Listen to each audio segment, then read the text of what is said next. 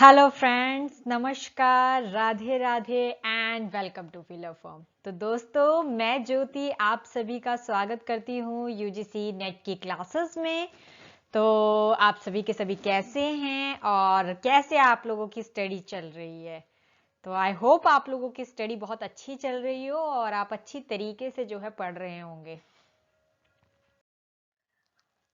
तो दोस्तों, जैसा कि आप लोगों को पता है कि हम यूजीसी नेट जेआरएफ की तैयारी कर रहे हैं और सभी ने, आई होप अभी तक सभी ने अच्छी तरीके से अपना टाइम टेबल सेट कर लिया होगा, क्योंकि मैंने बार बार अपनी क्लासेस में कहा है कि सभी अपना टाइम टेबल, अपना शेड्यूल जो है वो तैयार कर लेंगे। ठीक है, तो सभी अपना रेडी रखेंगे और जो है अब अच्छे से क्लासेस सारी की सारी स्टार्ट हो गई है। फर्स्ट वाली जो क्लासेस थी वो भी स्टार्ट हो गई है, तो आप लोग अच्छे से ज्वाइन करिए और जीके की क्लास और जो फर्स्ट पेपर की क्लास है वो भी अटेंड करें और उसके बाद सेकंड पेपर की क्लास तो यहाँ पर होती ही है। ठीक है, तो दोस्तों हम यूजीसी नेट की तैयारी कर रहे हैं और यहाँ मैं आप लोगों को हिंदी साहित्य की तैयारी करवा रही हूँ, है ना। तो साहित्य शास्त्र में आज जो हमारा टॉपिक है, आप सभी को पता है कि हम लोगों ने भारतीय काव्य शास्त्र किया। भारतीय काव्य शास्त्र के बाद हम लोगों ने पाश्चात्य काव्य शास्त्र किया और अब हमारे कुछ सब सब टॉपिक्स रहते थे, वो सारे हमने कंप्लीट किए। जैसे कल्पना हो गया, प्रतीक हो गया, ये सारे टॉपिक्स हमने कंप्लीट किए। ठीक है, और आज आज हम लोग जो है बिंब के ऊपर विचार करने वाले हैं, बिंब के ऊपर, बिंब को समझने वाले हैं कि बिंब क्या है और कैसे कैसे जो है बिंब के प्रकार होते हैं और कहाँ कहाँ हम बिंब देखने को मिलता है। तो ये सारी चीजें आज हम जो है पढ़ने वाले हैं और ये हमारा लास्ट टॉपिक है दोस्तों। जो हमारी इकाई 3 चल रही है उसका लास्ट टॉपिक है ये, तो आज ये कंप्लीट हो जाएगा। उसके बाद हम लोग नेक्स्ट क्लास एमसीक्यूज की करेंगे और फिर ओवरऑल इसके एमसीक्यूज हो जाएंगे एंड देन हम जो है अगली नेक्स्ट यूनिट में चलेंगे। ठीक है, तो यहाँ पर हमारी जो इकाई है वो 3 चल रही, वो आपको पता चल ही गया है। और यहाँ पर आप लोग देख रहे हो स्क्रीन में, तो ये दोस्तों हमारा व्हाट्सएप ग्रुप है और ये हमारा व्हाट्सएप ग्रुप है, ये हमारा टेलीग्राम ग्रुप है और ये हमारा इंस्टा अकाउंट है। तो आप इसे ज्वाइन कीजिए और साथ ही साथ फॉलो भी कीजिए ताकि आपको यूजीसी की जितनी भी इंफॉर्मेशन है वो यहाँ पर फिलर फॉर्म में मिल जाए। ठीक है, तो फिलर फॉर्म में आपको कुछ नहीं करना है, आपको उसको ज्वाइन करना है बस। यहाँ पर सारी जितनी भी अपडेट्स आती होगी, क्लासेस, मेरी क्लास का भी जो है यहाँ पे पता चल जाता है, फर्स्ट क्लास का पता चल जाता है, सारी इंफॉर्मेशन आपको यहाँ पे मिल जाएगी। ठीक है, आगे चलते हैं। तो ये तो हमारा शेड्यूल है जो आपको पता ही है। तो अभी जो चल रही क्लासेस उसका शेड्यूल देख लेते। तो अभी ये जो नेट के फ्री क्लासेस जो चल रही है दोस्तों, हाँ बिल्कुल ये फ्री ऑफ कॉस्ट है। ठीक है, यहाँ पर आपसे 1 रुपए भी लिया नहीं जा रहा है। ठीक है, तो यहाँ पर आपने 9 बजे की जो क्लास अटेंड करनी है, दैट इज जीके क्लासेस। तो आप जीके की क्लास जो है वो 9 बजे ज्वाइन कर सकते हैं। उसके बाद पेपर 1 की क्लास यहाँ पर जो है 11 बजे लग रही है। इसमें देखो 2 बजे वाली क्लास नहीं लग रही है, अभी फिलहाल नहीं लग रही है, बट लगेगी आगे जाके। ठीक है, तो अभी नहीं लग रही है, तो 11 बजे जो है आपको पेपर 1 की क्लास लग रही है, तो आप प्लीज उसे अटेंड करें। ठीक है, फिर 12 बजे मेरी क्लास। तो आपकी तो आई होप यहाँ पर तीनों में आप लोगों का तो कवर अप हो जाएगा, जो हिंदी के स्टूडेंट्स हैं। ठीक है, जो हिंदी की तैयारी कर रहे हैं उनका तो यहाँ पर पूरा 9 से लेके 9 से 11, 9 की क्लास अटेंड करेंगे, 11 की क्लास अटेंड करेंगे और 12 बजे की क्लास अटेंड करेंगे। तो आई होप आपका तो यहाँ पर सारा जो है सिलेबस जो है वो कवर अप हो जाएगा। ठीक है, बाकी जो भी आपके है उन्हें आप सजेस्ट कर सकते हैं हिस्ट्री, कॉमर्स और संस्कृत के लिए। तो दोस्तों ये एप्लीकेशन है, तो जिन्होंने, जो न्यू आए हैं चैनल में, उन्हें बता दूं कि एप्लीकेशन को डाउनलोड कीजिए, प्ले स्टोर पे जाइए, वहां पर जाकर आपको फिलर फॉर्म सर्च करना है और वहां पर पेपर 1 एंड पेपर 2 मिलेगा आपको। सो वहां पर क्या क्या मिल रहा है, फ्री नोट्स मिलेंगे आपको, लाइव क्लासेस जो कि हम लोगों की चल रही है, लाइव क्लासेस 5000 एमसीक्यू मिल रहे हैं और प्रीवियस ईयर क्वेश्चन पेपर्स भी आपको मिल जाएंगे। तो दोस्तों ये 100% ऑफ है, फायदा उठाइए पूरा पूरा, मैं आपको बिल्कुल नहीं रोकूंगी। ठीक है, तो पूरा फायदा उठाइए, ऐसा फायदा कहाँ मिलेगा आपको। चलिए, अब बात आती है हमारी इकाई 3 की सिलेबस की। बात करें कि हमारा सिलेबस क्या है, तो सिलेबस की बात करें तो साहित्य शास्त्र चल रहा है। साहित्य शास्त्र में हम सारा सिलेबस कवर अप कर चुके हैं, तो बिल्कुल खुश हो जाइए कि सारा ये पार्ट जो था हमने कंप्लीट कर लिया, बिल्कुल स्टेप बाय स्टेप। ठीक है, मैंने जो है इकाई 3 से शुरू किया। इसका भी रीजन था कि क्यों मैंने इकाई 3 से शुरू किया। इसका रीजन ये था कि बच्चों का थोड़ा सा एक फ्लो बनना चाहिए, है ना। एक पहले इंटरेस्ट जो है, आई थिंक मुझे ऐसा लगता है कि बच्चों का इंटरेस्ट होना ज्यादा बेनिफिट होगा हमको, ठीक है। तो आप कोई और ऐसा टॉपिक लेती जिससे आपका जो है, आपके अंदर क्यूरोसिटी नहीं आती, आपको मजा नहीं आता, तो मुझे मुझे लगता कि हाँ यार इनको मजा नहीं आ रहा। तो सो मुझे लगा ऐसा कि साहित्य शास्त्र जो है वो एक ऐसा सब्जेक्ट है जिसके अंदर बहुत मजा आता है, क्योंकि वो हमसे रिलेटेड है, कहीं ना कहीं वो व्यक्ति से जो है रिलेटेड होता है, ठीक है। इस वजह से साहित्य शास्त्र मैंने उठाया, क्योंकि इसमें सारी चर्चा किसकी हो रही है, कवि की चर्चा हो रही है, काव्य की चर्चा हो रही है। तो कवि और काव्य का जो कनेक्शन है वो कहीं ना कहीं हमारी भावना को ही उसमें डालते हैं। सो हम भी कहीं ना कहीं उसमें इंक्लूड हो जाते हैं। सो मुझे ऐसा लगा कि मुझे जो है पहले, सबसे पहले बच्चों के अंदर एक क्यूरोसिटी, एक इंटरेस्ट पैदा करना पड़ेगा ताकि उन्हें जो है मजा आए। इसीलिए मैंने जो है इकाई 3 को चुना और सीधा साहित्य शास्त्र कराया। तो जिन भी स्टूडेंट्स को ये दिक्कत थी कि मैम ने इकाई 3 से जो है सीधा शुरू करवाया, सिलेबस के बिल्कुल स्टेप बाय स्टेप नहीं चल रही हैं, तो उनके लिए बता दूं कि मैंने इसलिए जो है आपको, ताकि जिन बच्चों का इंटरेस्ट अभी नहीं बन रहा है, फ्लो नहीं बन पा रहा है, वो एक फ्लो में आ जाए। तो अब आप लोग आ चुके हैं, सो अब हम बिल्कुल फर्स्ट से शुरू करेंगे। तो इकाई 3 कंप्लीट हो गई है, फर्स्ट करेंगे, सेकेंड इकाई करेंगे, फिर सीधा फोर्थ में आ जाएंगे, क्योंकि थर्ड हमारी ऑलमोस्ट कंप्लीट है, ठीक है। तो आज हमारा जो है लास्ट टॉपिक है, जो सब टॉपिक्स थे उसमें हमने मिथक, फंतासी, कल्पना, प्रतीक और बिंब किया, ठीक है। तो आज हम बिंब के ऊपर जो है चर्चा करने वाले हैं और ये हमारा लास्ट टॉपिक होगा। चलिए बिल्कुल देरी ना करते हुए शुरू करते हैं।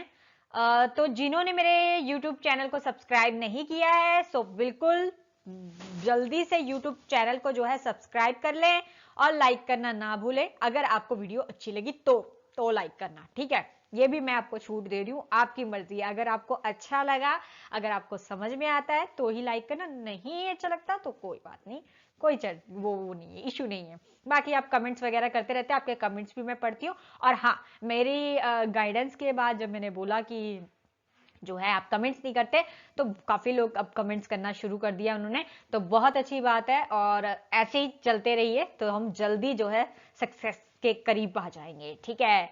तो चलिए अब आते हैं साहित्य शास्त्र में बिंब। तो हम लोगों ने दोस्तों इससे पहले वाला जो टॉपिक पढ़ा था, है ना, तो जो हमने इससे पहले का टॉपिक पढ़ा था, कौन सा टॉपिक पढ़ा था, कमेंट सेक्शन में कमेंट कीजिए, इससे पहले वाली क्लास कौन सी लगी थी, जल्दी बताइए, जल्दी बताइए भैया, कौन सी क्लास लगी थी। ठीक है, तो प्रतीक की क्लास लगी थी, है ना, कि प्रतीक क्या है और प्रतीक के बारे में हम लोग जान रहे थे। तो हमने क्या जाना कि सबसे पहले क्या होती है, कल्पना, ठीक है। और जो कल्पना है, कल्पना से क्या बनता है, बिंब बनता है। मतलब अगर मैं कहूं कि कल्पना से ही बिंब का जन्म होता है, ये चीज मैंने आप लोगों को सिखाई कि कल्पना से बिंब का जन्म होता है, जो कि हम अभी पढ़ने वाले हैं। और बिंब से ही किसका जन्म होता है, प्रतीक का जन्म होता है। तो पिछली क्लास में हमने प्रतीक के बारे में पढ़ा था। अब हम किसकी बात कर रहे हैं, बिंब की बात कर रहे हैं। तो कहां से स्टार्टिंग करेंगे, कल्पना से, ठीक है। कि जब हम कल्पना करते हैं तो कल्पना में भी हमारे सामने कुछ ऐसे दृश्य आते हैं जिन दृश्यों को हम लोग ध्यान में रखते हैं, और उन दृश्यों को अगर हम सोचे, विचार करें, तो एक बिंब, हमारे प्रतिबिंब, आप पढ़ते हैं ना, प्रतिबिंब, तो एक इमेज आपके सामने फॉर्म्ड हो जाती है।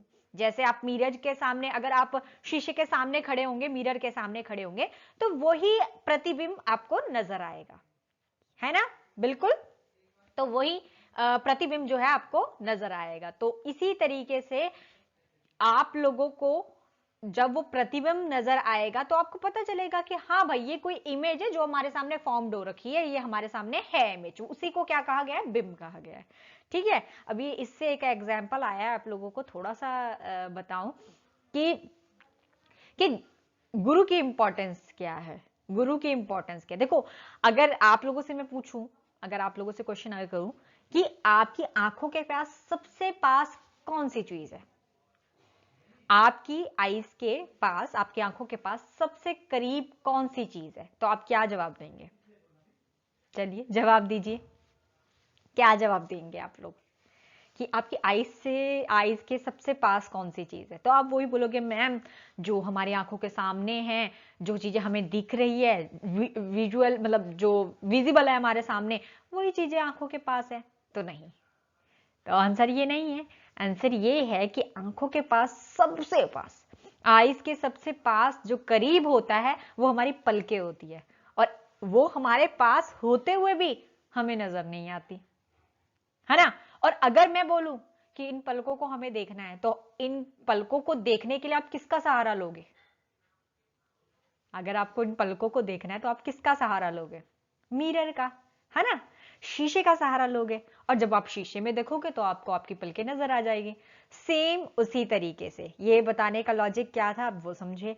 ये बताने का लॉजिक ये था कि आप लोग स्टडी कर रहे हैं, ठीक है, आप स्टडी कर रहे हैं, लेकिन आपको अपने आप को जानने के लिए, अपने आप को समझने के लिए और उस टॉपिक को अच्छी तरीके से जानने के लिए आपको किसकी जरूरत पड़ेगी? एक मिरर की जरूरत पड़ेगी। और मिरर कौन है?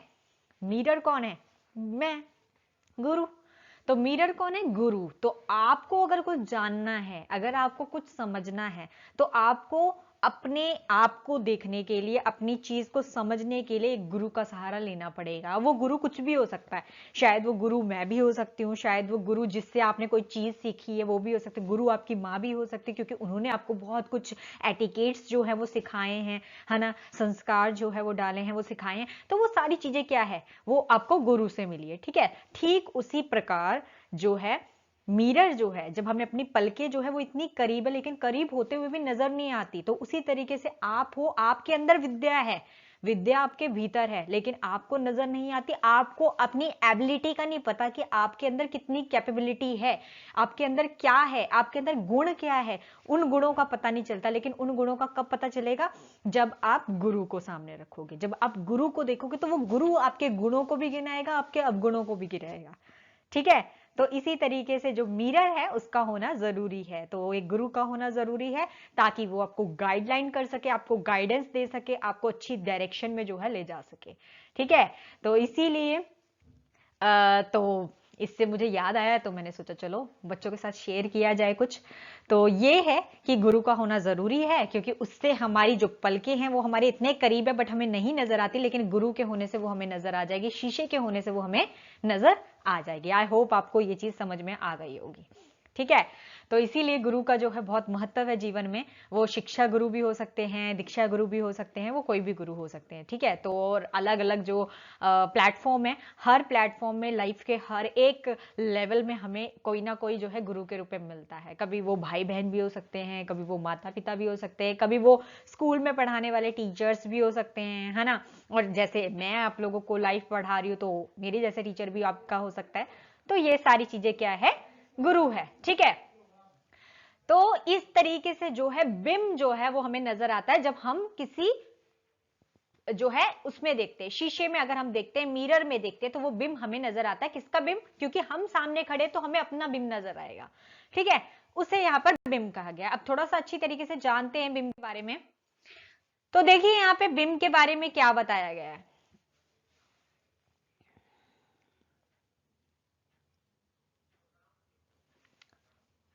नेटवर्क थोड़ा सा जो है अभी हो रहा है,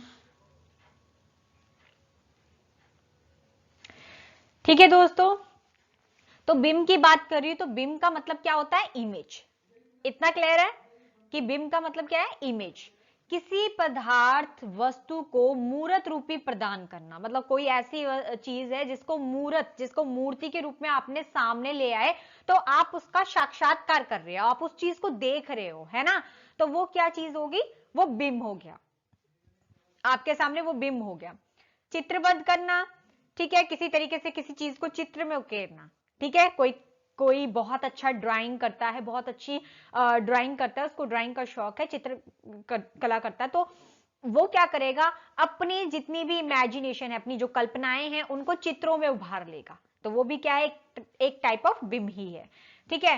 फिर है मानसिक प्रतिक्रिया उतारना। अब जो हमारे मानसिक में है, मतलब हमारे दिमाग में जो कल्पनाएं हैं, जो चीजें हैं, जब हम उनको इमेजिनेशन करते हैं, हम सोचते हैं ऐसा हो रहा है, ऐसा हो रहा है, ऐसा हो रहा है, तो ये सारी चीजें भी क्या है, बिंब है। ठीक है, जो हमारे सामने प्रस्तुत होते हैं, एक्चुअल रियलिटी में नहीं होते, लेकिन हम उसको क्रिएट करते हैं। Here is creation. क्रिएशन कहां से होता है, हमारे भीतर से होता है। और ये किसके अंदर भीतर, ये शक्ति किसके भीतर होती है, ये प्रतिभा किसके भीतर होती है, कवि के भीतर होती है। क्योंकि कवि ही तो होता है जो बैठ के काव्य की संरचना करने से पहले बहुत सारी कल्पनाएं करता है, बहुत सारी चीजें सोचता है कि मुझे ये भी चीज डालनी है, ये भी चीज डालनी, क्रिएट करता है, माइंड को चलाता है। अब नॉर्मल हम देखें तो कोई बच्चा जो है, वो बच्चा जो है 24 आवर्स कल्पना तो करता है, सोचता तो है, पर कुछ क्रिएट नहीं करता है, बल्कि जो चीजें देखता है बस उसी से सीखता है ना। तो यहां पर क्या होता है, यहाँ पे जो रचनाकार होता है, कलाकार होता है, वो क्या करता है, वो क्रिएट करता है। ठीक है दोस्तों। अब यहाँ पे क्या है, परिभाषा। तो परिभाषा देखो, सभी अलग अलग जो है जो विद्वान हैं, अलग अलग जो आचार्य हैं, जिन्होंने इसके ऊपर जो है विचार किया, उन्होंने अपनी अपनी परिभाषा दी है। तो यहाँ पे देखो सीडी लेविस जो है वो क्या कहते हैं, तो सीडी लेविस का मानना है कि जो काव्य है, बिंब एक ऐसा भावात्मक चित्र है जो रूपक आदि आधार ग्रहण कर भावनाओं को तीव्र करता हुआ काव्य अनुभूति का सादृश्य तक पहुंचाने में समर्थ है। अब ये क्या कह रहे हैं, ये कहते हैं काव्य में एक ऐसा बिंब होता है जो क्या होता है, भावनात्मक होता है, जो एक भावनात्मक चित्र, मतलब हमारी भावना से जुड़ा होता है और हमारी भावना से जुड़कर एक सुंदर चित्र क्रिएट कर देता है। ठीक है, फिर क्या होता है, जब हम उस चित्र को, उस भावनाओं को तीव्र गति से लेना शुरू कर देते हैं कि हाँ ऐसा हो रहा है, तो एक के पीछे दूसरा क्रिएट हो जाता है चित्र, फिर तीसरा क्रिएट हो जाता है, फिर चौथा क्रिएट होता है, ऐसे ऐसे करके क्रिएशन हो जाता है पूरी की पूरी कल्पना का। ठीक है, पूरा बिंब जो है हमारे सामने बनकर तैयार हो जाता है। जैसे कि पहले एक आदमी नजर आया हमें बिंब में, ठीक है, फिर क्या हुआ, फिर एक घर नजर आया, फिर एक गाड़ी नजर आई, फिर एक जो है बगीचा नजर आया, फिर एक अच्छा सा जो है अच्छी जगह नजर आई। तो इस तरीके से धीरे धीरे बिंब जो है वो क्रिएट होना शुरू हो जाते हैं। तो ये क्या है, काव्य की अनुभूति का सादृश्य तक पहुंचाने में समर्थ होता है। और ये क्या करते हैं, हमें उस काव्य की जो है अनुभूति कराती है कि जिसने उस काव्य की संरचना की है, उसके मन में क्या भाव था, क्या बिंब उसके मन में था, उसने उन बिंबों के द्वारा जब कविता में उसको डाला, तो पढ़ने वाला जो पाठक है उसके मन में भी वो भावना उमड़ जाएगी, वो बिंब उसको भी नजर आएगा। मेरी बात समझ में आई। जब आप किसी भी, उदाहरण के लिए जैसे कभी आपने किसी कविता को पढ़ा, मान लो आपने कोई भी कविता पढ़ी, तो आपने जब वो कविता को पढ़ा तो क्या हुआ, जब आप उस कविता को पढ़ते तो आपके भाव कैसे हो जाते हैं, आपके भाव भी बिल्कुल वैसे ही हो जाते हैं जैसे कवि के थे। कवि ने लिखते समय जिस भाव में उस चीज को लिखा था, वही भाव आपके भीतर आ जाता है। कैसे आ जाता है, किसके द्वारा आ जाता है, उसके शब्दों के द्वारा, उसकी भाषा के द्वारा, उसके बिंब के द्वारा, उसमें अलंकार, रस, क्या क्या नहीं डाला उसने उसको सुंदर बनाने के लिए, वो सारी चीजें जब डलती है तो आपको नजर आता है। लेकिन यहां किसकी बात की जा रही है, बिंब की बात की जा रही है। तो यहाँ पे बिंब की बात की जा रही है, बिंब को बोला जा रहा है कि जब बिंब किसी काव्य में पड़ जाता है तो वो हमारे सामने भी उस चीज की पूरी काव्य की अनुभूति हमें करा देता है। आई होप इतना क्लियर हो गया होगा। आगे चलते कॉलरिज का। कॉलरिज क्या कहते हैं कि बिंब जो है शब्दों में बना हुआ एक चित्र है, शब्दों से बना हुआ एक चित्र है, जो क्या करता है, जो कवि के तीव्र जो भावावेग है को पाठक तक संप्रेषित करता है, संप्रेषण करता है। क्या है ये, वो कहता है कि ये क्या करता है, शब्दों का बना हुआ एक चित्र है। ठीक है, मतलब एक चित्र है, एक इमेज है, ठीक है, जो क्या करता है, कवि तीव्र से जो कवि के तीव्र और भावावेग, मतलब जो कवि की भावनाएं हैं, जो कवि के विचार हैं, उनसे क्या करता है, पाठक के बीच में संप्रेषण होता है।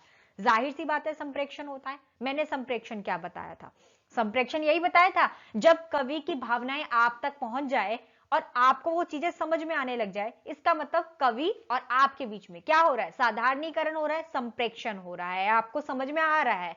उसी तरीके से यहाँ पे कॉलरिज क्या कहते हैं, कॉलरिज कहते हैं कि जब चित्र जो है शब्दों के द्वारा एक चित्र बन जाता है, तो वो चित्र जो है, जो कवि ने उकेरने की कोशिश की थी, वही चित्र पाठक को पढ़ते समय जो है नजर आ रहा है, वही चित्र नजर आ रहा है। इसका मतलब उन दोनों के बीच में संप्रेषण हो रहा है।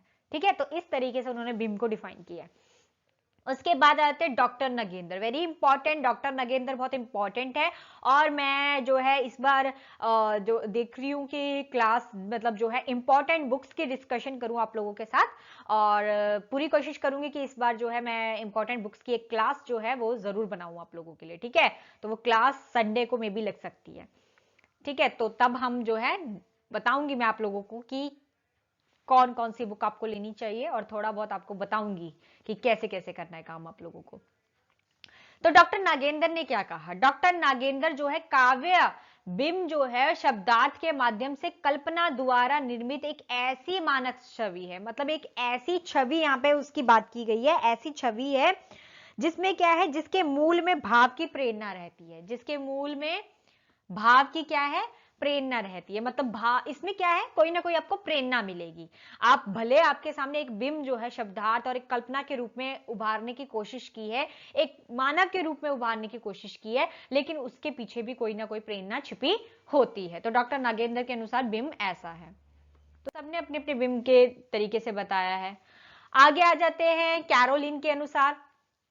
कैरोलिन क्या बताते हैं, तो अगर हम कैरोलिन की बात करें तो इन्होंने बिंब कवि के विचारों का लघु शब्द चित्र है, इन्होंने इसको लघु शब्द चित्र कहा है कि ये भी एक तरीके का शब्द चित्र है और काफी जो है लघु है। ठीक है, तो शब्द चित्र इसको बताया है। आचार्य रामचंद्र शुक्ल, वेरी इंपॉर्टेंट, आचार्य रामचंद्र शुक्ल की तो कोई भी पंक्तियां कहीं भी किसी भी टॉपिक में छोड़ने की आवश्यकता बिल्कुल भी नहीं है। ठीक है, कहीं नहीं छोड़ना आपने, कहीं पे भी। रामचंद्र शुक्ल के क्वेश्चन जो प्रश्न है यूजीसी नेट पे जरूर पूछे जाते हैं, सो आपने इनको बिल्कुल नेग्लेक्ट नहीं किया। और आई थिंक मैंने आपको पिछली क्लासेस में गाइडेंस भी दी थी कि आप हो सके तो रामचंद्र शुक्ल की जो है पढ़े, उनका इतिहास जो है, साहित्य का इतिहास, हिंदी साहित्य का इतिहास जो है वो पढ़े, क्योंकि उससे काफी आसान हो जाता है उसे समझना।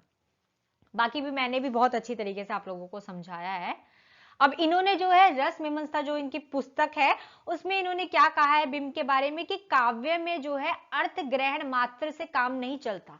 मतलब अगर काव्य में हम अर्थ को ग्रहण कर लेंगे तो उससे काम नहीं चलता, बिंब को भी जो है बिंब ग्रहण जो है वो अपेक्षित होता है, तो बिंब को भी लेना जरूरी होता है। तो एक काव्य है, अगर उसमें बिंब नहीं है, सिर्फ शब्दों शब्दों का प्रयोग किया गया, तो उसमें मजा नहीं आएगा। उसमें हमें शब्दों के साथ साथ बिंब का भी नजर आना बहुत ज्यादा जरूरी है। मान लो मैंने ऐसे शब्द डाल दिए जिससे कोई इमेज क्रिएट नहीं हो रही है, तो वो कविता, वो काव्य जो है वो आपको अच्छा नहीं लगेगा। ठीक है दोस्तों, आगे चलते हैं।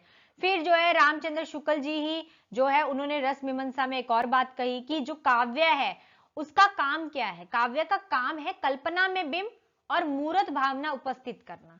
कल्पना में क्या है, जो हमारी कल्पना है उसमें बिंब डालना, और जो मूर्त चीजें हैं, है ना, मूर्ति के रूप में जो हमारी चीजें हैं, मूर्त भावना उपस्थित करना। हमें मूर्त भाव में मतलब बिंब जो है वो हमें साक्षात जो है वो नजर आना चाहिए आंखों के सामने। ठीक है, बुद्धि के सामने कोई विचार लाना नहीं, बुद्धि के सामने कोई भी विचार नहीं आना चाहिए, बल्कि वो बिंब हमारे सामने अपने आप ही प्रकट हो जाना चाहिए ऐसी चीजों का प्रयोग करके काव्य में। ठीक है, उसके बाद भागीरथ मिश्र के अनुसार क्या है कि जो वस्तु है, भाव है, विचार को कल्पना, वस्तु भाव और विचार को यहाँ क्या कहा गया, यहाँ पर बताने, बिंब का बताने की कोशिश करें कि वस्तु चीजें, ठीक है, भाव हो गया और विचार हो गया जो हमारे शब्द हैं, और जो हमारी मानसिक क्रिया जो हम दिमाग से सोच रहे हैं उनके माध्यम से जो इंद्रिय गर्म्य बनाने का जो व्यापार है वही बिंब है। मतलब हमारी इंद्रियां जो है क्या है, ये सारी इंद्रियां जब काम करती है, 5 इंद्रियां हमारी, ठीक है, नेत्र हो गए, जीभा हो गए, हाथ हो गए, ठीक है, स्पर्श हो गया, ठीक है, सुनना हो गया, तो ये सारी जो इंद्रियां, सूंघना हो गया, तो ये सारी चीजें इंद्रियां क्या है, हमारी 5 सेंस ऑर्गन, इनके द्वारा जब हम काव्य की संरचना करते हैं तो ये सारी चीजें आ जाएगी, वस्तु आ जाएगा, भाव आ जाएगा, विचार आ जाएगा और मानसिक चेतना आ जाएगी, और यही सब क्या है, एक बिंब क्रिएट करती है, एक बिंब का जो है, बिंब की शुरुआत करती है। आई होप इतना क्लियर हो गया होगा। आगे चलते हैं। डॉक्टर केदारनाथ सिंह के अनुसार क्या है, तो केदारनाथ सिंह जो है वो क्या कहते हैं कि बिंब यह शब्द और चित्र है, क्या कह रहे हैं ये कि बिंब यह शब्द और चित्र है जो कल्पना के द्वारा इंद्रियां अनुभावों के आधार पर निर्मित होता है। तो जो हमारी इंद्रियां हैं उनके द्वारा ये जो है जो है उनके आधार पर ही ये क्रिएट होता है। तो हमारे जो अनुभव है, इंद्रियों के जो अनुभव होते हैं, हमारी जो 5 सेंस ऑर्गन है, इनके द्वारा जो जो चीजें हम अनुभव करते हैं वही क्या होती है, हमारी कल्पना के द्वारा बिंबों में आ जाते हैं। ठीक है, तो इस तरीके से केदारनाथ सिंह ने अपने अनुसार यहाँ पे बताया कि बिंब यह शब्द चित्र है जो कल्पना के द्वारा इंद्रिया अनुभवों के आधार पर निर्मित होता है। अब परिभाषा की बात करें तो बिंब की सिंपल परिभाषा देखें तो बिंब एक प्रकार का शब्द चित्र है। बिंब में क्या होता है, शब्दों का प्रयोग किया जाता है और शब्दों के साथ साथ चित्र भी जो है उभारने की कोशिश की जाती है ताकि हमारे सामने एक इमेज भी क्रिएट हो जाए। ठीक है, आई होप क्लियर है स्टूडेंट्स, कोई डाउट तो नहीं है आप लोगों को? चलो ठीक है, कंटिन्यू करते हैं, आगे चलते हैं। बिंब का निर्माण जो है कल्पना के द्वारा होता है। अब बिंब का निर्माण किसके द्वारा होगा, कल्पना के द्वारा होगा। और मैंने आपको क्या बताया, कल्पना से ही तो बिंब बनता है और बिंब से ही प्रतीक जो है वो निकल कर आया है। तो यहाँ पे कल्पना की बात करेंगे क्योंकि कल्पना से बिंब निकला है। उसके बाद तीसरा पॉइंट क्या है, बिंब का निर्माण के लिए जो इंद्रियां हैं अनुभव के आधार पर होना आवश्यक होता है। तो यहाँ पर जो भी चीज का हम निर्माण कर रहे हैं वो चीज हमारे एक्सपीरियंस बेस्ड होनी चाहिए, मतलब हमारी इंद्रियों के अनुभव होना चाहिए। ठीक है, तो हमारी 5 सेंस ऑर्गन है, 5 जो हमारी इंद्रियां हैं उन इंद्रियों का जो है अनुभव होना चाहिए और उसके आधार पर हम बिंब का प्रयोग कर सकते हैं। अब आते हैं बिंब के तत्व। तो बिंब के तत्व जो है वो कितने बताए हैं, 3 तत्व बताए हैं। कितने बताए हैं स्टूडेंट, कमेंट सेक्शन में कमेंट करेंगे सभी के सभी, बिंब के कितने तत्व बताएं, क्योंकि फिर प्रश्न आएगा तो फिर आप लोग बोलोगे कि कंफ्यूज हो जाओगे। चलिए, तो बिंब के कितने तत्व बताए हैं, 3 तत्व बताए हैं, कल्पना, भाव और इंद्रियकता। ठीक है, या इंद्रिय भी बोल सकते हो आप, इंद्रियकता भी बोल सकते हो। तो यहाँ पे क्या है, कल्पना, भाव और इंद्रिय। अब कल्पना क्या है, सिंपल सी चीज है कल्पना, जो हम सोच रहे हैं, कल्पना हमारी मानसिक शक्ति। कल्पना क्या है, हमारी मानसिक शक्ति। तो ये किसके अंदर होती है, रचनाकार के भीतर होती है, क्योंकि उसके भीतर जो है वह प्रतिभा के रूप में उसके अंदर विराजमान होती है और वो अपनी मानसिक शक्ति का, अपनी प्रतिभा का प्रयोग करता है और एक सुंदर काव्य की संरचना करता है जिसमें शब्द के साथ साथ चित्रों को भी उभारा जाता है। ठीक है, उसे कहते हैं कल्पना। भाव क्या है, भाव किसके भाव की बात की जा रही है, भाव कवि के भाव की बात की जा रही है और उस भाव को लेकर वो कहां तक पहुंच जाता है, पाठक तक। क्यों, क्योंकि कवि जो है जिस भाव में उसने किसी काव्य की संरचना की, वही भाव जब पाठक या श्रोता सुनेगा या पाठक पढ़ेगा तो उसके भीतर भी वही भाव जागृत होगा। ठीक है, तो वो दोनों का भाव जो है वो जागृत होता है, उसी भाव की यहां पर बात की गई है। ठीक है, तो वो भी एक बिंब का रूप होता है। उसके बाद क्या है यहाँ पे, इंद्रियकता। अब इंद्रियकता में क्या है कि हमारी सेंस ऑर्गन, जो हमारी सेंस ऑर्गन है, हमारी जो इंद्रियां हैं, 5 इंद्रियां हैं, सुनते हैं हम, ये हमारे सुनने की शक्ति है, ये हमारी सूंघने की शक्ति है, जो है टेस्ट की शक्ति है। ठीक है, साथ ही साथ टच, टच हम करते हैं तो ये हो गया। ठीक है, तो ये जो हमारी इंद्रियां हैं, ये इंद्रिया 5 सेंस ऑर्गन जो है हमारी, ये क्या करती हैं, इनके द्वारा ही हम किसी भी चीज का जो है भोग कर पाते हैं, है ना। तो जब हम काव्य पढ़ रहे हैं तो उन काव्य के द्वारा, अब सुनने वाला सुनकर जो है उसका आनंद उठा रहा है काव्य का, जो बोलने वाला है वो बोलकर आनंद उठा रहा है। ठीक है, तो अलग अलग तरीके से, तो अगर उसमें ऐसी इस तरीके से बिंब उभारा गया है कि आपको स्वाद का हो रहा है, कि ऐसे बोला है, ऐसी ऐसी पंक्तियां हैं उसमें कि ऐसी जो है जिसमें ऐसा भरा हुआ है, ये है वो है, मतलब कुछ खाने की बातें की गई हुई है, तो आपको एक जीभ का स्वाद जो है, एक टेस्ट जो है, एक जो आपने अगर चीज खाई होगी तो आपको उसका भी जो है वहां पर जो है उसकी भी अनुभूति वहां पर हो जाएगी। तो ये सब 5 जो चीजें हैं, इन चीजों की हमें अनुभूति कराना किसका काम होता है, कवि का काम होता है। कवि जो है अपनी रचनाओं में ऐसे शब्दों का प्रयोग कर कर हमें 5 इंद्रियों को जो है भोग करवाता है। ठीक है, तो ये थे बिंब के तत्व, कल्पना, भाव और इंद्रियकता। अब आगे चलते हैं,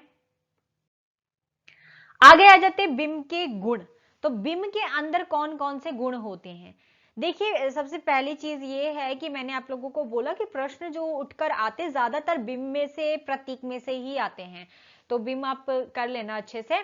मतलब ये पूछ सकते हैं, जैसे कोई पंक्तियां आ जाएगी आप लोगों को इसमें से, तो पंक्तियां आएंगी तो उन पंक्तियों में जैसे मान लो स्वाद के बारे में कुछ बोल रखा है, ठीक है, कुछ खाने से रिलेटेड कुछ ऐसे बोल रखा है, तो आप फटाफट बता दो कि ये वाली जो बिंब है इसका। तो अभी हम बिंब के प्रकार पढ़ेंगे ना, तो आपको पता चलेगा कि डॉक्टर नागेंद्र के अनुसार जो बिंब के प्रकारों का वर्णन कर रखा है उसमें कौन कौन से बिंब आते हैं। तो जब आप स्वाद की बात करोगे तो कौन सा बिंब होगा, जब आप दृश्य की बिंब बात करोगे तो कौन सा बिंब होगा, जब आप सुनकर जो है उसका आनंद उठा रहे हो तो सुनने से श्रव्य बिंब होगा। तो इस तरीके से बिंबों की हम चर्चा करेंगे, ठीक है। तो यहाँ पे बिंब के गुण की बात करें तो बिंब का पहला गुण क्या है, संप्रेक्ष्यता। संप्रेक्षण होता है बिंबों के द्वारा, क्यों, क्योंकि जो चित्र आपने, जो कवि जो है, जो चित्र सोचकर उस काव्य की संरचना करता है, तो जब श्रोता या जो पाठक है जब वो उस काव्य को पढ़ता है तो उसको वो चीज समझ में आती है, उसके सामने वो सीन क्रिएट हो जाता है, वो एक चित्र क्रिएट हो जाता है। इसका मतलब दोनों के बीच में क्या हो रहा है, संप्रेक्षण हो रहा है।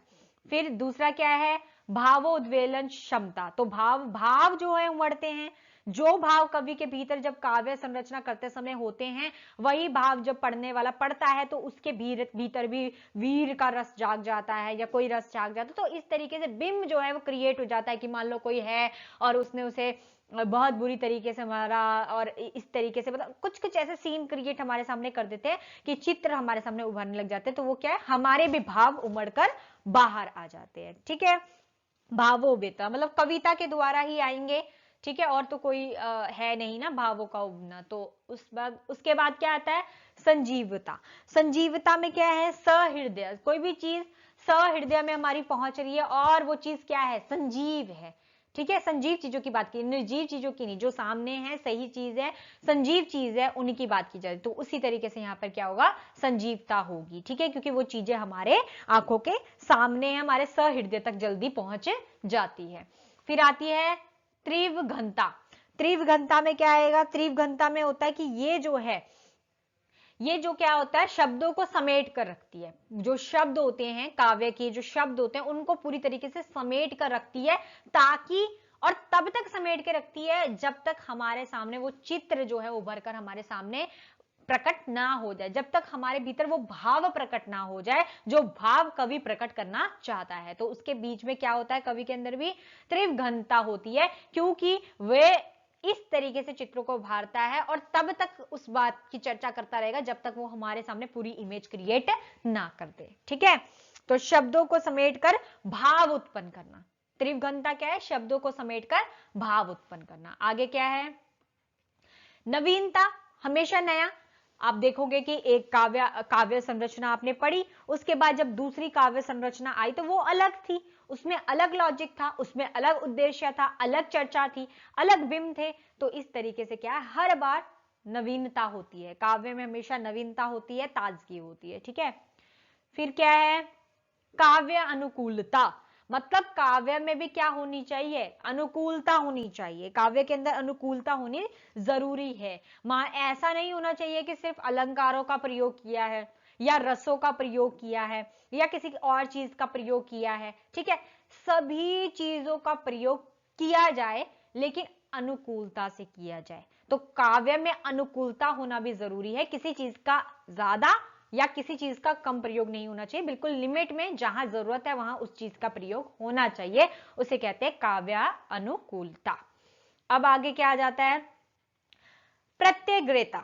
तो प्रत्यग्रता में क्या है, प्रत्यग्रता में क्या होता है, शब्दों का या स्वरों का, शब्दों का नहीं कहूंगी, स्वर का अवरोह हो जाता है। जो हमारे स्वर हैं उन लोगों, उन चीजों का क्या हो जाता है, यहाँ पर अवरोह हो जाता है, क्योंकि हमें बिंब क्रिएट करना होता है। सारा फोकस कवि का किसमें होता है, बिंब क्रिएट करने में होता है। तो पीछे पीछे के जो स्वर होते हैं, है ना, वो जो है उनके बीच में क्या आ जाता है, अवरोह आता है, रुकावट आती है, क्योंकि वो अलग ही धुन की जाती है। तो स्वरों में अवरोह आ जाता है, उसको कहते हैं प्रत्ययता। तो ये सारे गुण भी जो है बिंब के भीतर होते हैं, तो वो इस तरीके से जो है काव्य को और सुंदर भी बना देते हैं। तो इस तरीके से सुंदर तो बन ही रहे हैं और हेल्पफुल भी बहुत ज्यादा होते हैं और हमारी काव्य को और अच्छा बनाते हैं। अब बात करते हैं बिंब के भेद। तो ये सारे के सारे बिंबों के भेद की चर्चा की है, बिंब के भेद के बारे में बताने की कोशिश यहाँ पर की गई है। ठीक है, तो यहाँ पे कौन कौन से भेद बताएं, तो डॉक्टर नागेंद्र के अनुसार बिंब के भेद किए हैं। तो पहला है यहाँ पर इंद्रियता के आधार पर, मतलब इंद्रियों के आधार पर। तो हमारी कितनी इंद्रियां हैं, 5 इंद्रियां हैं, 5 सेंस ऑर्गन है, और उन्हीं चीज की यहाँ पर बात की गई है। फिर आता है सर्जना कल्पना के आधार पर। तो सर्जना जो कल्पना है उसके आधार पर कौन कौन से बिंब जो है वो हमारे सामने आते हैं, सर्जना कल्पना के आधार पर। तो सर्जना कल्पना के आधार पर मतलब कल्पना के आधार पर, ये एक तरीके से हम बोल सकते हैं। फिर आते हैं प्रेरक अनुभूति के आधार पर। तो जो चीजें हमें प्रेरणा देते हैं, जो चीजें हमें प्रेरक करते हैं, ये चीज हमें क्या बोलेंगे, प्रेरक को बोलेंगे हम अनुभाव के अनुसार। ठीक है, तो जो हमें अनुभव हुए हैं, तो हमारे अनुभव के आधार पर जो बातें की जाती है उसको कहते हैं प्रेरक अनुभूति। ठीक है, उसके बाद है काव्यार्थ दृष्टि के आधार पर। तो काव्यार्थ दृष्टि के आधार पर हम क्या समझेंगे कि काव्यार्थ, काव्य की दृष्टि से किस किस तरीके के जो है बिंब होते हैं वो पढ़ेंगे। फिर है काव्य दृष्टि परक बिंब दृष्टि के आधार पर। तो काव्य दृष्टि परक भी कह सकते हैं इसे, और इसे अभिव्यंजना पद्धति की भी कह सकते हैं, अभिव्यंजना पद्धति। तो आप लोग नोट डाउन कर लीजिए, काव्य दृष्टिपरक बिंब को जो है अभिव्यंजना पद्धति भी कहा जाता है। इसमें क्या होता है, मन के भावों को प्रकट करने की प्रक्रिया होती है। तो मन के भाव जो हैं उनको प्रकट करना क्या कहलाएगा, अभिव्यंजना कहलाएगा। ठीक है, या काव्य दृष्टिपरक कहलाएगा। तो मन के भावों को यहाँ पे जो है उभारा जाता है, यहाँ पर वर्णन किया जाता है। अब बताऊं एक एक करके, क्योंकि इनको भी इनमें से प्रश्न उठ जाते हैं। तो मैंने कहा कि जैसे आप लोगों को कोई लाइंस आ रखी, 4-5 लाइंस आ रखी है, और आपसे पूछेंगे कि इसमें किस कौन सा बिंब है, 4 ऑप्शन दे देंगे आपको। तो आपको क्या करना है, आपका काम क्या है, आपका काम सिर्फ इतना सा है, आपने उसे पढ़ना है। पढ़कर आपको जिस चीज से पता चल रहा है, श्रवण बिंब है, गंध बिंब है, स्वाद की बात की जा रही है तो स्वाद बिंब है, तो इस तरीके से जो बिंब होगा आप वहां आराम से आसानी से बता पाएंगे। ठीक है, तो सबसे पहले क्या है, सबसे पहले जो है इंद्रिय बिंब है। तो इंद्रिय बिंब मतलब सीधा सिंपल जो हमारे सेंस ऑर्गन से रिलेटेड होता है ना, 5 सेंस। तो सबसे पहले है दृश्य बिंब, जिसको चक्षु बिंब भी कहा जाता है।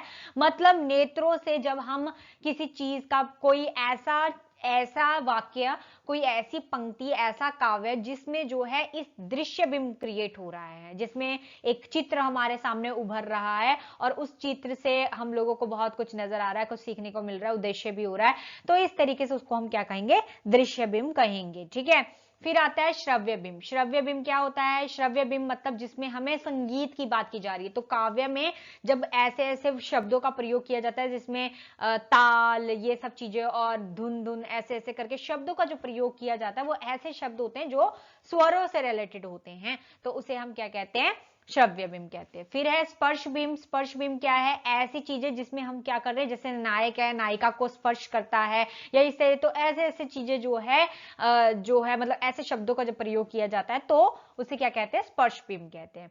फिर गंध बिंब। गंध बिंब में क्या है हमारे पास, जहां पर कुछ ऐसी चीजों का वर्णन किया जा रहा है, पुष्प पे जो है सुगंध आ रही है और ये है, तो ऐसी ऐसी चीजों का जो प्रयोग किया जाता है उसको कहते हैं गंध बिंब या सुगंध बिंब। ठीक है, फिर आता है स्वाद बिंब, जिसमें क्या हो रहा है, मिठास भरी चीजें की बात की जा रही है कि मीठा है, ऐसा है, ये है, वो है, और उन्होंने जो है खूब इस चीज को खाया, ये है, वो, तो इस सब चीजों को जब बात कर रहे हैं तो तब हमारे भीतर जो है वो स्वाद बिंब जो है वो प्रकट होता है। ठीक है, तो इस तरीके से ये तो बात की इंद्रियों की, कि इंद्रियों में कौन कौन सी चीजें जो है वो प्रकट होती है।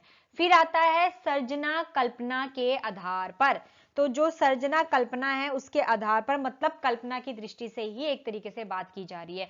तो स्मृति बिंब क्या होता है, जब हम किसी पुरानी अतीत की बातों को याद करते हैं, पुरानी चीजों को याद करते हैं, तब हम जब उन चित्रों को याद करते हैं तो उन चित्रों को याद करना कौन सा बिंब कहलाता है, स्मृति बिंब। और आई थिंक ये वाला बिंब जो है वो ऑलरेडी सभी के सभी जो है करते ही हैं, है ना, पुरानी चीजों को याद करते रहते हैं, है ना। तो रिवीजन करते होंगे तो रिवीजन के टाइम पे भी सब लगे रहते होंगे, हाँ, ज्यादा पढ़ाकू होंगे तो लगे रहे होंगे, नहीं होंगे तो नहीं होंगे, है ना। तो इस तरीके से मतलब स्मृति बिंब जो है या स्मृति बिंब है जो, इसका प्रयोग तो काफी हद तक सभी करते होंगे, याद करते होंगे, और जो याद नहीं करते ना वो फिर वो परमानेंट उन चीजों को भूल जाएंगे। ठीक है, तो क्योंकि revision is must, revision must होती है। ठीक है, उसके बाद आता है कल्पित बिंब। कल्पित बिंब कल्पना से रिलेटेड, ठीक है। कल्पित बिंब किससे रिलेटेड? कल्पना से। तो जो कल्पना हम करते हैं और कल्पना के समय हमारे सामने जो बिंब आता है उसे हम कहते हैं कल्पित बिंब, ठीक है। नेक्स्ट है प्रेरक अनुभूति। जो है प्रेरक अनुभूति के आधार पर जो बिंब हमारे सामने क्रिएट होते हैं। तो प्रेरक अनुभूति, प्रेरक तो आप लोगों को पता ही है प्रेरक किसे कहते हैं। तो प्रेरक की दृष्टि मतलब अनुभव की बात जहां पर होती है, मतलब कोई चीज जो हमने किसी चीज से कुछ ना कुछ अनुभव किया है, तो जहां अनुभव की बात आएगी वहां पर क्या कहेंगे? प्रेरक दृष्टि। क्योंकि कोई ना कोई हमें प्रेरणा मिली है वहां से, कोई ना कोई हमें कुछ ना कुछ संदेश मिला है वहां से, तो उसे हम कहेंगे प्रेरक अनुभूति। तो सबसे पहले आता है सरल बिंब।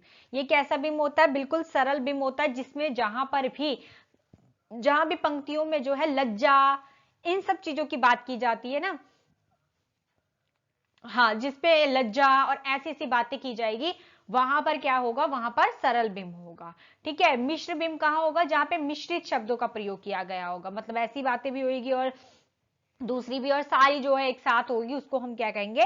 मिश्रित बिंब कहेंगे। जैसे जहां पर एक शब्द का प्रयोग अलग अलग, जो एक शब्द के अलग अलग अर्थ निकल कर आएंगे, है ना। जैसे कोई शब्द प्रयोग कर दिया, जैसे कि कोई भी शब्द प्रयोग कर दिया ऐसा जिससे जो है आप अलग अलग अर्थ निकाल पाओगे, ठीक है। तो उसे हम कहेंगे मिश्रित बिंब, क्योंकि उसमें मिश्रित है। फिर है जटिल बिंब। जटिल बिंब भी कह सकते हैं, या खंडित बिंब, समकालीन बिंब, ये भी इसके भीतर ही आ जाता है जटिल बिंब के अंदर। तो जटिल बिंब भी आ जाएगा यहाँ पर, और खंडित बिंब भी जो है इसके अंदर आएगा, ठीक है। तो जटिल बिंब जो चीज इस तरीके से दिखाई जाए, जो क्या है, काव्य में ऐसे शब्दों का प्रयोग किया जाता है जहां पर क्या है? जटिलता दिखे। जहां पर आपको काव्य में जटिलता नजर आए, वहां पर कौन सा बिंब होता है? जटिल बिंब होता है। उसके बाद आता है पूर्ण बिंब। तो पूर्ण बिंब के अंदर ये दोनों आ जाएंगे, खंडित बिंब भी कह सकते हो और समकालीन बिंब भी कह सकते हो। खंडित बिंब में बिंबों को बिल्कुल तोड़ तोड़ कर जो है प्रस्तुत किया जाता है, उसको कहेंगे खंडित बिंब। समकालीन बिंब में उनको एक साथ लेकर साथ में किया जाता है, जिसको पूर्ण बिंब भी कहा जाता है। तो समकालीन बिंब और पूर्ण बिंब एक साथ आ जाएंगे, खंडित बिंब भी आ जाता है। यहाँ पर 5 होंगे। पहला होगा सरल बिंब, मिश्र बिंब, जटिल बिंब, खंडित बिंब, समकालीन बिंब, ठीक है। पूर्ण बिंब अगर आप ना भी लिखना चाहो तो मतलब कट भी कर सकते हो, ठीक है। ये 5 भी अगर आप याद करो, क्योंकि टोटल जो है, टोटल आप 16 मानकर चलो। टोटल कितनी है? 16 बिंब में। तो फिलहाल तो 16 बिंब में 16 की चर्चा ही यहाँ पे है। तो सरल बिंब, मिश्र बिंब, जटिल बिंब, खंडित बिंब और समकालीन बिंब, ठीक है। उसके बाद क्या आता है? काव्यार्थ की दृष्टि से। तो जो काव्य होती है, काव्य की दृष्टि से किस आधार पर जो है बिंब होते हैं? तो 2 प्रकार के काव्य की दृष्टि से बिंब होते हैं। एक होते हैं एकल बिंब, जिसको मुक्तक बिंब भी कहा जाता है। एकल जो बिंब होते हैं, इसको कौन सा बिंब कहा जाता है? मुक्तक बिंब। क्योंकि इसमें अकेला बिंब होता है तो स्वतंत्र होता है, वो बिल्कुल खुला होता है, आजाद होता है, उसको किसी चीज की कोई रोक टोक नहीं होती, इसलिए इसको मुक्तक बिंब भी कहा जाता है। फिर आ जाते हैं संश्लिष्ट बिंब। तो संश्लिष्ट बिंब में क्या है? जो मिलजुल कर बिंब प्रस्तुत किया जाता है उसको कहते हैं संश्लिष्ट बिंब, ठीक है। तो मिलजुल कर जो चीज प्रस्तुत की जाए उसे संश्लिष्ट बिंब कहेंगे।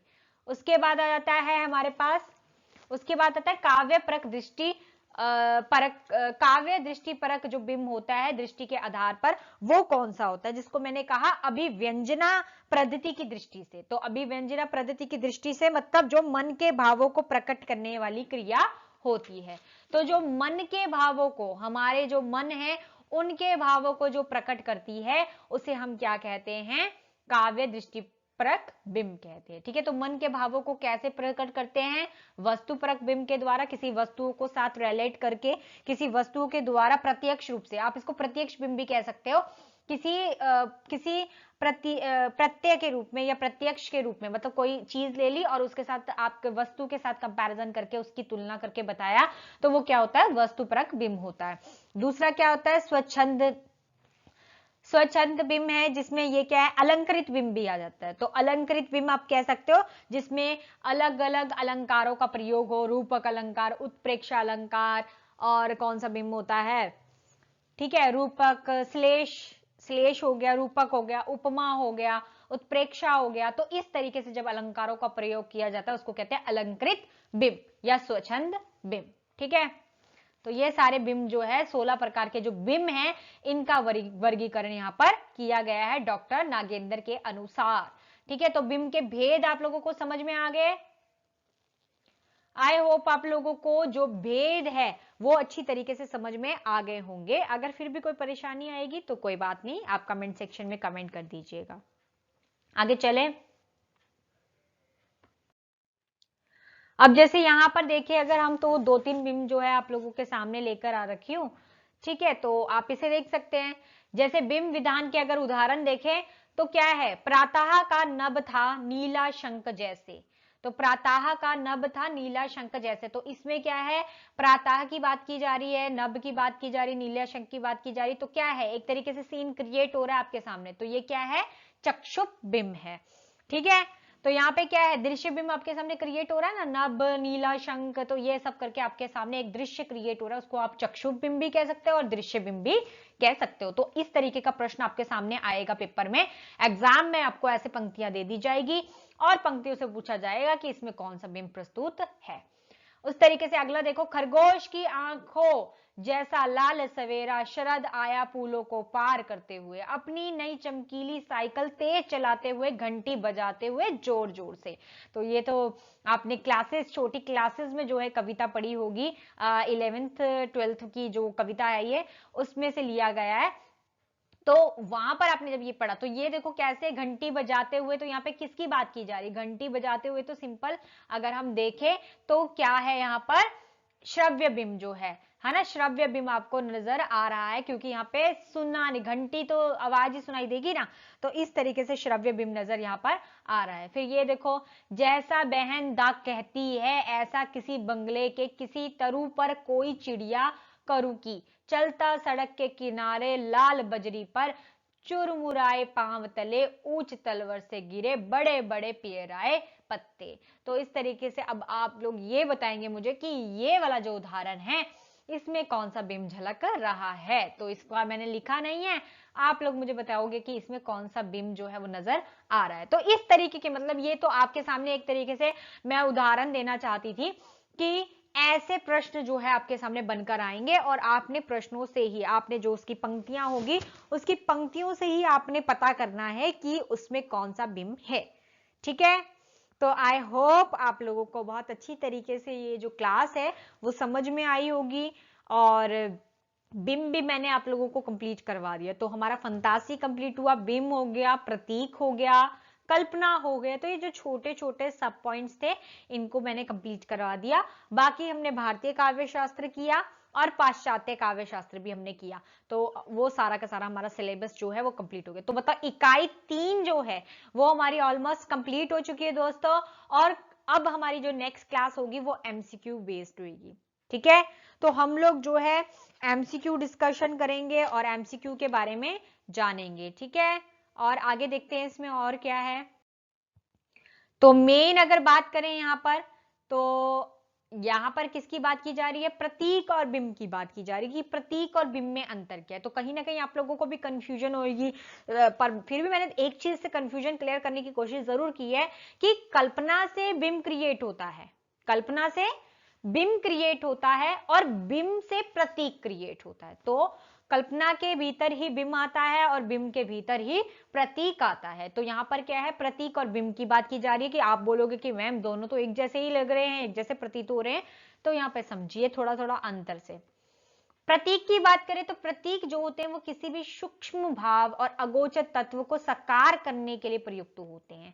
मतलब छोटी छोटी चीजों को भी थोड़ा सा दिखाने के लिए जो है प्रतीकों का प्रयोग किया जाता है। मान लो कोई चीज है आपको दिखानी है तो आप उसको छोटे तरीके से दिखाओगे। जैसे मैंने एग्जाम्पल दिया था आपको कि अगर किसी व्यक्ति को मूर्ख बोलना है तो आप मूर्ख बोलने के लिए आप बोलोगे ये तो गधा है यार, ये तो गधा है, इसको कुछ समझ में नहीं आएगा, ये तो गधा है। तो आपने गधा बोलकर ही उसको मूर्ख बता दिया।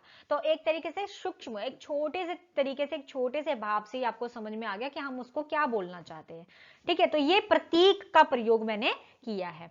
बिंब में क्या होता है, बिंब में किसी पदार्थ की प्रतिक्रिया और प्रतिछवि जो है उसके रूप में प्रयोग होता है। बिंब में क्या होता है, एक पूरा का पूरा सीन क्रिएट होगा आपके सामने, तब आपको पता चलेगा कि इसमें वो जो है किस चीज का सीन क्रिएट कर रहा है। एक टाइगर है, वो जो है चल रहा है, ठीक है, और बहुत सारे टाइगर आगे से आ रहे हैं, और इस तरीके से जो है एक बच्चा जो है वो फंसा हुआ है। तो एक तरीके से पहले जब मैं पूरा सीन क्रिएट आप लोगों के सामने करूंगी तभी तो आपको वो दृश्य, वो बिंब नजर आएगा। बिंब का ये सीन है। पर प्रतीक में क्या है, झट से एक शब्द का प्रयोग किया और एक झट से उस चीज की झलक हमको मिल जाती है। अब प्रतीक में क्या है, प्रतीक से तुरंत मन में कोई भावना जागृत होती है। जैसा कि मैंने कहा ना, झट से भावना जागृत होगी हमारे मन में, मैंने कहा वो तो गधा है, एकदम से आपके दिमाग में आ गया। अब पर बिंब में क्या होता है, बिंब में मस्तिष्क में किसी सादृश्य का चित्र उभरता है। इसमें क्या है, एकदम से चित्र नहीं, एकदम से जो है बिंब नहीं बनेगा, बल्कि क्या होगा, धीरे धीरे बिंब को आप क्रिएट करोगे। कवि क्या करता है, एक पंक्ति लिखता है, फिर हमें थोड़ा सा समझ आता है, फिर दूसरी लिखता है, फिर तीसरी लिखता है, फिर चौथी लिखता है, फिर पांचवी लिखता है। इस तरीके से एक सीन क्रिएट हो जाता है, और वो सीन जब पूरा क्रिएट होता है तब हमारे सामने एक बिंब नजर आता है कि अरे ये तो जो है एक इस चीज की बात कर रहा था, ये तो एक व्यक्ति की बात कर रहा था, ये तो इस चीज की बात कर, तो इस तरीके से हमारे सामने एक चित्र, एक सादृश्य के रूप से, एक चित्र के रूप में उभरता है। फिर क्या है, व्यक्तित्व। अगर व्यक्तित्व की बात करें तो अपमान, व्यक्तित्व अपमान जब रूढ़ हो जाते हैं तो प्रतीक बन जाते हैं। अगर हम व्यक्तित्व की बात करें, जब उसमें रूढ़ शब्दों का प्रयोग किया जाता है, जिन्हें तोड़ा नहीं जा सकता, जिन शब्दों के लिए उन्हीं शब्दों का प्रयोग किया जाएगा और उसके अलावा किसी और शब्दों का प्रयोग नहीं किया जाएगा, तो जब क्या होता है, व्यक्तित्व में रूढ़ापन आ जाता है, रूढ़पन आ जाता है, वहां पर क्या होता है, वो प्रतीक बन जाता है। और बिंब में क्या होता है, बिंब में तो हमेशा ही नवीनता और ताजगी रहती है, बिंब में तो हमेशा नई चीज क्रिएट होती है और नई चीज आती रहती है। तो इस तरीके से बिंब जो है वो ऐसे होता है। आई होप इतना क्लियर होगा स्टूडेंट्स। आगे चलें। उसके बाद फोर्थ पॉइंट में क्या कहते हैं, फोर्थ पॉइंट में कहते हैं कि जो प्रतीक होता है वे कल्पना द्वारा किसी भावना को जागृत करता है। प्रतीक में क्या होता है, हम कल्पना करते हैं और कल्पना द्वारा कोई भाव हमारे भीतर आ रहा होता है कि यार ये तो ऐसा है, ये तो ये है, या ये तो बहुत अच्छा है, एक कोई भाव हमारे लिए जागृत हुआ, तो हमने उसके लिए उसी टाइम उस शब्द का प्रयोग किया और वो उसे अच्छा भी लग गया। लेकिन जबकि सटीक जो बिंब होते हैं, विधान में प्रमाता को तुरंत जो है इंद्रिक साक्षात्कार जो है वो होता है। अब यहां पर क्या है, प्रतीक में तो क्या हो रहा है कि कल्पना से जो हम भावना हमारे भीतर जागृत हो रही है वो क्या है, प्रतीक है। लेकिन बिंबों में क्या होता है, जब हम किसी भी बिंब का प्रयोग करते हैं तो हमारे इंद्रियों से रिलेटेड होता है और इंद्रियों को वो साक्षात्कार होता है। अब जैसे इंद्रियों को कैसे साक्षात हो रहा है, जैसे मैंने बोला, सुन रहे हैं तो सुनकर श्रवण बिंब हो रहा है, दृश्य, कुछ दृश्य की बात की गई है तो आंखों के सामने एक बिंब क्रिएट हो रहा है, कुछ खाने की बात हो रही तो मुंह में पानी आ रहा है, ठीक है, तो एक जो है स्वाद की बात की, कुछ स्मेलिंग की बात की जा रही है काव्य में, तो जो है इस तरीके की जो है हमारे पास गंध बिंब जो है हमारे सामने प्रस्तुत हो रहा है। तो बिंब इस तरीके से हमारे सामने प्रस्तुत होते हैं, उनका साक्षात्कार होता है हमारे इंद्रियों के द्वारा। अब प्रतीक में क्या होता है, पांचवा पॉइंट है, प्रतीक में किसी भावना का साकार होने की कल्पना की जाती है। प्रतीक में क्या होता है, कोई भी भावना है वो साकार होने की कल्पना की जाती है कि हाँ ये चीज है, हम कल्पना कर रहे हैं उस चीज की कि हाँ हो सकता है, ये तो बेवकूफ है, ये तो ऐसा है, ये तो बहुत अच्छा है ना। किसी कोई चीज है, कोई पर्सन है, वो बहुत अच्छा है तो हम बोलेंगे अरे यार वो तो बहुत अच्छा है, बहुत ज्यादा अच्छा है, मतलब इतना अच्छा, इतना अच्छा, इतना अच्छा, इतना मीठा है कि पूछो मत, है ना, मतलब वो चीज इतनी मीठी है कि पूछो मत। तो इस तरीके से किसी चीज को हम डिफाइन करने के लिए उन शब्दों का प्रयोग करते हैं, तो वो क्या है, एक कल्पना होती है हमारी कि हम बताते हैं उसको इस तरीके से। पर बिंब में क्या होता है, बिंब का कार्य तो क्या होता है, मूर्तिकरण होता है। बिंब का कार्य तो होता है पूरा सीन क्रिएट करके एक डिजाइन तैयार करना जो हमें दिखे, है ना, पढ़ते समय। सिक्स पॉइंट क्या है हमारा, सिक्स पॉइंट है कि प्रतीक में जो है भावना का उत्पन्न और जागृत करने की जो है शक्ति होती है। प्रतीक में क्या होता है, भावना को उत्पन्न करता है, प्रतीक में भावना उत्पन्न होती है, जागृत होती है और उसको जागृत करने की उसके भीतर शक्ति भी होती है प्रतीक के अंदर, ठीक है। तो प्रतीक, किसी भी चीज को प्रतीक मान लिया और उस प्रतीक के द्वारा वो भाव को जागृत कर ही देता है ना। कि जैसे जिन प्रतीकों का प्रयोग पौराणिक टाइम पर किया जाता था, उन्हीं प्रतीकों का प्रयोग आज भी किया जा रहा है, लेकिन आज अब काव्य में क्या क्या कर रहे हैं, चेंजेस कर रहे हैं। ठीक है, जैसे मैंने एक एग्जांपल भी दिया था अहेरी करके, कि सूर्य को पहले कुछ और कहा जाता था पुराने टाइम पर, तो बहुत टाइम तक तो वही चलता रहा, लेकिन फिर आगे जाके नवीनता जब आई, आधुनिकता आई, तो उसमें जो साहित्यकार थे उन्होंने उस शब्द के लिए दूसरे शब्द का प्रयोग करने लगे, तो सूर्य को किसी और नाम से जानने लगे। तो इस तरीके से जो है एक शब्द का प्रयोग करने से ही उत्पन्न हमारे अंदर जो भावना है वो उसी टाइम क्रिएट हो जाती है, तो वो उसके अंदर शक्ति होती है। जबकि बिंब में क्या होता है, बिंब विधान में भावनाओं की उत्तेजना करने की जो शक्ति है वे होती है। तो बिंब के अंदर उन भावनाओं को उत्तेजित करना, मतलब वो एक्साइटमेंट हमारे भीतर आती है और हम बोलते हैं अरे अरे ये क्या है, अभी तो पूरी बात नहीं हुई, तो तब तक हम लोग क्या है उसके साथ जुड़े रहते हैं, जब तक हमें वो पूरा सीन क्रिएट होके हमारे सामने नहीं आ जाता, तब तक हम उसके साथ मतलब उत्तेजित हम रहते हैं कि अब क्या होगा, अब क्या बताएंगे, अब क्या बताएंगे, इस तरीके से क्रिएट होता है। अब क्या है, प्रतीक जो होते हैं, प्रतीक युग, देश, संस्कृति, मान्यताओं की छाप रहती है। प्रतीक में तो युग हो गया, देश हो गया, संस्कृति होगी और मान्यताएं होंगी, इन सब की जो छाप है वो रहती है, क्योंकि ये बहुत पुराना होता है और पहले के टाइम पर जो साहित्यकार थे वो किस तरीके से इनका प्रतीकों का प्रयोग कर कर काव्य को जो है, काव्य के द्वारा भावनाएं जो है वो पहुंचा देते थे श्रोताओं तक, पाठक तक। तो वो किस चीज से क्रिएट करते, तो उनके अंदर वो क्या होती थी, वो उनके अंदर प्रतिभा होती थी, वो प्रतिभा शक्ति, वो मानसिक शक्ति उनके भीतर होती थी, जिसके द्वारा वो अपनी भावनाओं को हम तक इजीली जो है वो पहुंचा देते थे। आई होप आप लोगों को समझ आ गया होगा। ठीक है, तो इस तरीके से दोस्तों ये सारी चीजें थी इसके भीतर, और हमने जो है बहुत अच्छी तरीके से बिम के बारे में जाना कि बिम में क्या क्या है। तो आई होप आपको बिम समझ में आ गया होगा। अगर आपको अच्छा लगा होगा और मैंने बिम आपको अच्छी तरीके से समझाया है, तो प्लीज लाइक करना ना भूले, जरूर लाइक करें। ठीक है, और जिन्होंने चैनल को सब्सक्राइब नहीं किया, जो न्यू आए हैं, वो प्लीज मेरे चैनल को सब्सक्राइब कर ले। ठीक है, तो सब्सक्राइब करना ना भूले। ठीक है, तो दोस्तों आपका बहुत बहुत थैंक यू कि आप लोग इतना सपोर्ट करते हैं और इतने अच्छी तरीके से मेहनत कर रहे हैं, और मेरी ब्लेसिंग आप लोगों के साथ है, आप लोग जरूर सक्सेसफुल होंगे। ठीक है, तो अब हमारा प्रश्न, जो आज का प्रश्न है हमारा, तो वो सुन लेते हैं क्या है। तो ग्रहण इंद्रियों के आधार पर कौन कौन से बिंब के भेद होते हैं। तो इंद्रियों को अच्छी तरीके से लर्न कीजिए, अच्छी तरीके से बिंबों को पढ़िए। मैंने आपको 16 बिंब करवाए हैं, वो 16 बिंब आपको अच्छी तरीके से आने चाहिए। ठीक है, अच्छी तरीके से उन्हें याद कीजिए, फिर इसका उत्तर दीजिए कि इसका उत्तर क्या है। ठीक है, तो बाकी कोई भी परेशानी होगी तो मैं आप लोगों के हमेशा साथ हूं। तो आपका बहुत बहुत धन्यवाद। तो ऐसे जुड़े रहिए, और कल हम जो चर्चा करेंगे वो क्वेश्चंस के ऊपर करेंगे। कल हम प्रश्न की चर्चा करेंगे इकाई 3 के। तो पूरी जो जितनी भी इकाई 3 है, आप सभी के सभी पढ़कर बैठेंगे इकाई 3 को, और पूरी इकाई 3 आप कल रिवीजन करके बैठेंगे, ताकि हम उनके ऊपर जो है प्रश्न जो है वो पूछूं मैं आप लोगों से, और आपको उत्तर आते हो तो देखो कितने किसके कितने उत्तर जो है वो सही होते, तो उन्हें आपको समझ आएगा कि आपका लेवल क्या है, आप किस लेवल तक पहुंचे, और आप इसको कितना अच्छे से समझ पाए हो, जो हमारा साहित्य शास्त्र है। ठीक है, तो ठीक है, फिर नेक्स्ट क्लास में मिलेंगे। अपना ख्याल रखना, मुस्कुराते रहना और पढ़ते रहना। ठीक है, तो bye, Radhe Radhe, have a nice day.